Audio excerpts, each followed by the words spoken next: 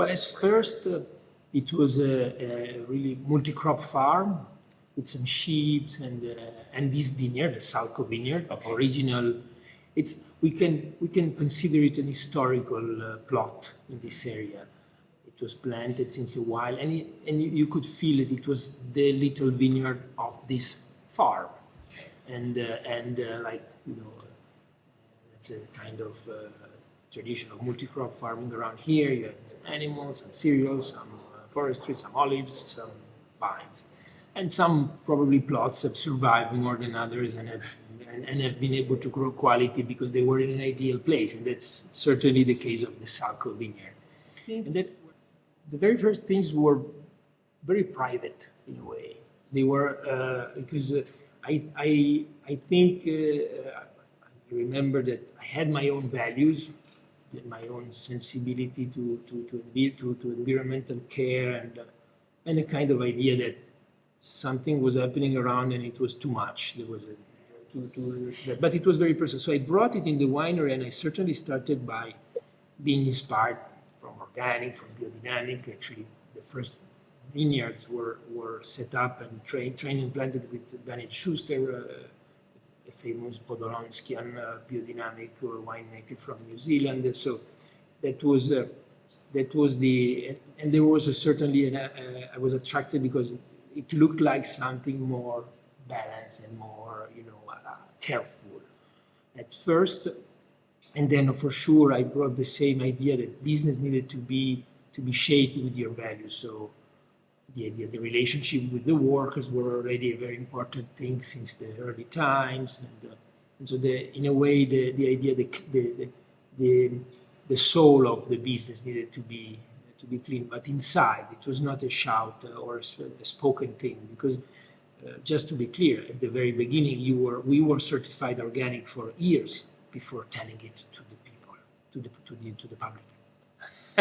It was a secret thing at the beginning. And if someone would ask you, "Are you organic?" "No, the neighbor is organic.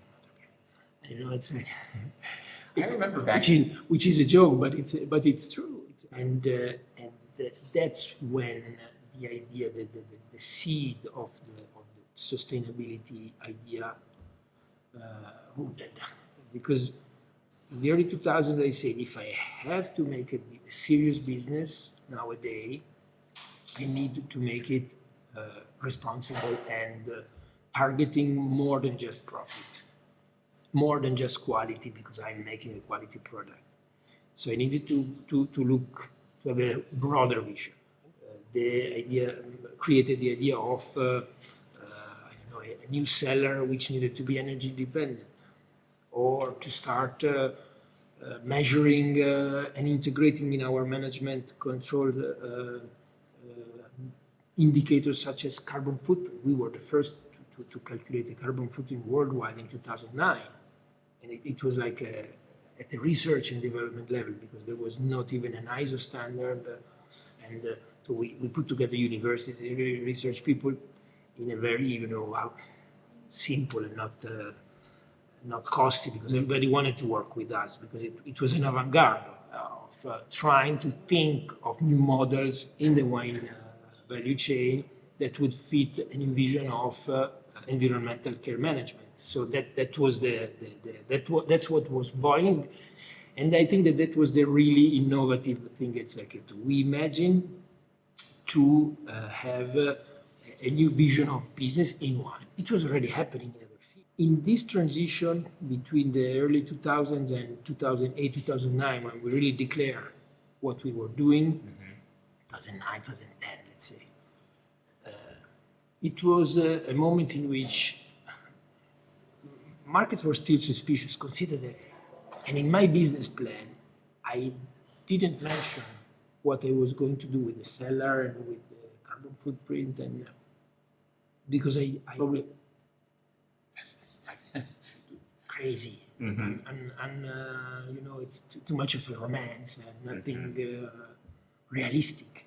That was at least the other important moments were the cellar. I say the investment in the cellar, the energy dependency, then the carbon footprint, because the carbon footprint gave kind of, how can you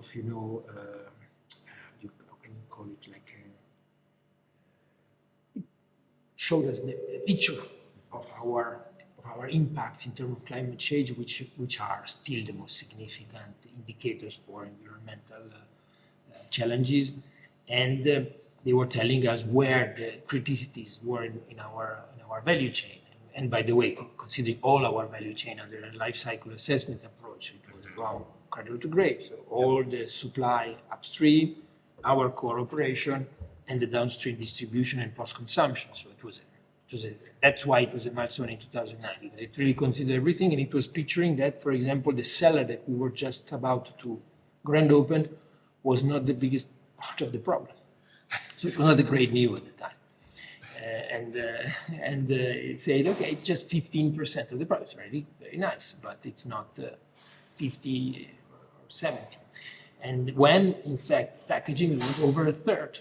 Packaging was over a third of the issue. So that was, and that's actually, again, why Salcheto was, I think, an interesting model, because when we found out that our great investment was just a part, not the number one problem, we started working for 2-3 years to solve the number one problem, which was packaging, and we didn't find a solution that was radically as much as the seller solved it, but it was lowering the impact of proportionate to the third of over 50%. It was lighter bottle, locally produced, and this happened in 2013. The change of the bottle. Consider that in 2013, and still today. So imagine now we are 10 years after, nearly 10 years ago, going around the market with a light bottle for a fancy wine was like, in some markets, it was really a shut door, to be honest, but Asia, for example, but everywhere, everywhere there's this, if the bottle is Yes, even in the US. Still have not gotten that message. Exactly. Now it's happening. Now let's say that it's starting not to be anymore a barrier, but we tried actually at first even to propose bag-in-box, which is still today an impressive improvement. Consider that the first attempt didn't work because the market really didn't accept us releasing a bag-in-box 10, 12 years ago. And while the reduction of carbon footprint would have been 80%, over 80% of the third. So it was like very, very important. And what is incredibly nice is that in 2020, late 21, so a year ago, more or less, December last year, we finally also certified, because we have a lot of certification that assess that transparently what we're doing for sustainability, blah, blah, blah. And by the way, I say blah, blah, blah, but I would like to talk about it because I'm actually very much involved in this at the national and international level. So I would love to talk about it. But we also, since we know very well the ISO standards, and you know that there is a specific standard to calculate the carbon footprint of a specific product, which doesn't mean the whole total sustainability of the wine. It's just the dynamic of climate change aspects. Okay. And last year, so we decided to see our new bag-in-box, what if we could achieve a specific challenge, which was the negative carbon footprint. And we actually did. It's very tiny, so let's consider a neutrality at least. But in fact, there is a negative carbon footprint. So it means that, in theory, the more you drink our bag-in-box, the better you do for climate. So it's not a great message because some people may use it to in the wrong way. The other big page is the farming. And in the farming, we try, because we always try to see if there are opportunities. That's the coherence that you need to undertake. Everywhere there is a criticity, you have to at least keep an eye on. If you don't have a solution right away, try to make it progressively. And in this sense, of course, we have reduced as much as possible the machinery operation because that's the thing, the diesel feeding the tractors. And the second one is the second big problem, keeping it in the farming side, is the production of the pest products. Okay, we call them pest, even though if we are organic and it's only copper and sulfur, but it's still a pest. It still needs energy to be produced, and a quite significant amount of energy. So, of course, we have worked tirelessly to reduce as much as possible the spraying, to reduce as much as, for many reasons, by the way, to reduce as much as possible the gasoline. But if someone doesn't come with a solution, with a new engine for our tractors, there is a limit where we will not be able to go beyond. We tried actually to push, because at the time there was an hydrogen tractor. I tried for a long time to have New Holland, the Fiat group, give it to us, but in fact the prototype was never finalized. And at the moment we're waiting. We have a talk with an electrical. They're in the news. It was there. They should have given us this summer something to test, but then they postponed. Who knows that maybe next year we will have a solution. I'm not little by little, but it's something we cannot control. There is not an available technology that you can buy tomorrow morning, and it's not an investment or a financial problem. It's really a Technology. Yeah. Imagine what was beyond, if there was anything beyond climate when we talk about environmental challenges in a winery. And in fact, we found at least two other parameters, indicator or anyway dynamics to be taken in consideration, which are water and biodiversity. So that was it. So in 2010-11, actually, we even did the first water footprint ever made with what was available at the time, because at the time they were absorbed by a broader standard, which is the water footprint ISO 1, which includes not only the scarcity issue, because the water footprint network was only considered the scarcity problem. In fact, when we talk about water, it is now correct, and the common belief that we need also to consider the potential polluting impact of our operation in water in general, because and included in the Equalitas approach that we mentioned today is our guideline and our standard, the reference standard for our sustainability approach, is that we worked a lot on this approach to measure biodiversity management in the farmed ecosystem. So we have joined the approach of the World Biodiversity Organization of soil, water, and air measurement of biodiversity. So you measure how much biodiversity you have today, every year, the same day, for example, in these three elements, water, soil, and air, in our farm. And we measure the quantity and the quality, because depending on the quality, we can get a representation of our real impact. To make an example, if you, and we analyze this at the microscopic level. So if you take a piece of soil and you have 10 worms, it's good, but the worms are very often in soil. If when you analyze it microscopically, you find the shrimp, I mean the micro, because it exists here, you can have what classified as a shrimp in the soil. That's very rare.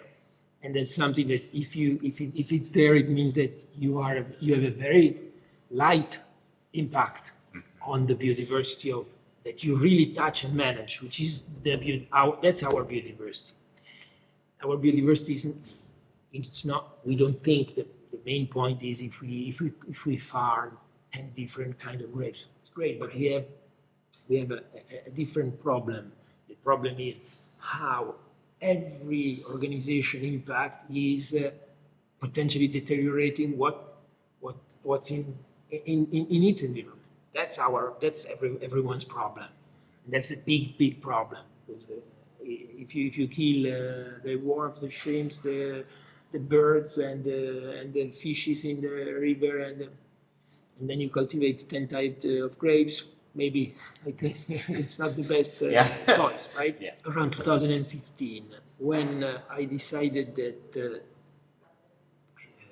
all the efforts that we had done on environmental care, which were quite significant, I mean, until then, could allow us to let's say, take a break on developing new ideas, and we needed to look more on the social side of sustainability. So we needed to look. So we actually introduced it, and we completely changed the way we were approaching and organizing our labor, our interaction with the workers. Just to make an example, a few examples are: we have yearly dedicated meeting with everyone to talk at least about career and wage, and renegotiating all the conditions.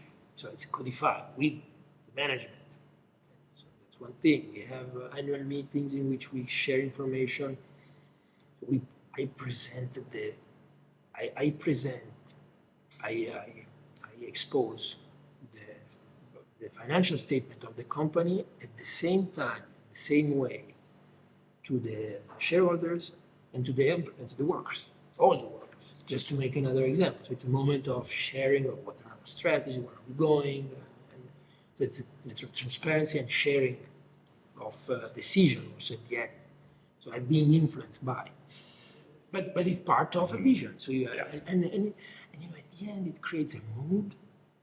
Everybody is involved, and it creates motivation. And of course, we have also annual monitoring of the happiness and of the people. It's secret. How do you call it? Surveys or stuff like that. So yeah, that's the approach. That was my last. I've been always feeding a lot to the Equalitas standard. Like the first time, you know, I'm one of the. I founded a forum on wine sustainability in 2013, in which I put together with Professor Scienza and supported by Unione Vini, Gabriele Rosso, Federdoc, a lot of. We had 34 among universities, research centers that joined us, and for 2 years we worked to deliver a picture of what was happening in sustainability in wine, and then this was used by Equalitas, so a company founded by Federdoc, the Federation of Italian Consortia, to create the first standard of wine sustainability, complete, all economical, social, environmental, within the environmental, all the indicators, biodiversity, water, carbon. In social, that's actually what I wanted to mention, is that in social, we have been extremely advanced, because already in 2015, 16, 17, we finally draw down the signs of social sustainability one, because at the end, it was not clear what would have been the parameters to refer to imagine to be better. And by the way, one big parameter, I forget, but this is extremely important in farming, is that all the good things that you want to do in your winery within the relationship with your workers, you have to monitor that the same conditions are applied to the outsourcers workers. So for example, if I buy a kilo of grape or a liter of wine, which happens in any industry, it's normal, or if I hire a company that brings me 30 people during like today, during 30, 40 people during the harvest, who they are they trained? Are they paid correctly? Or is there anything? Is there anything gray or that we don't want to be involved in our bottle? Because at the end, it's useless to be good inside the gate of our property and then buy. Don't look. So this was, for example, all of this company, they control all the value chain workers. So plus the carbon footprint, plus the water, plus they make a social sustainability yearly report, because that's a requirement. So like in this sense, we're trying to introduce something really advanced, and not only I repeat, any kind of business are involved in this movement: co-ops, private, small, large, south in Italy, central, north, everything. And that's very interesting. So what's next? That's a good question. But at the moment, I have to say I'm going a little bit around. On the one hand, I'm going around wine with this restaurant idea, because I think that as a winemaker, I always like to say that restaurants is our second home. The first one is the cellar, but the second one is the restaurant. We